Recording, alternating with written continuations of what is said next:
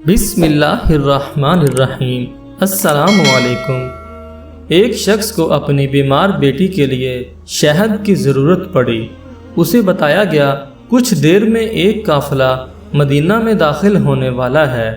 اس کے سردار سے فرمائش کرنا۔ سردار وہ تھا جس کی وجاہت اور مردانہ جمال ضرب المثل تھا۔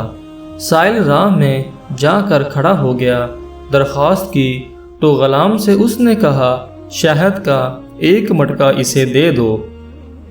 اس نے کہا آقا 2 گھڑے اونٹ پر لدے ہیں، ایک اتار لیا تو وزن برابر نہ رہ سکے گا۔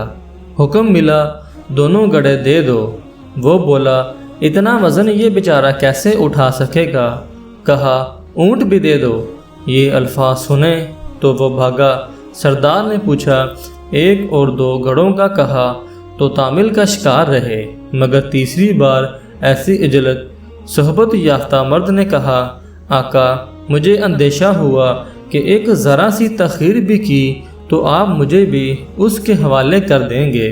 کہا تمہارے حق میں یہ بہتر ہوتا تم آزاد کر دیے جاتے، کیا عجب ہے کہ بعد میں وہ آزاد ہی ہو گیا ہو۔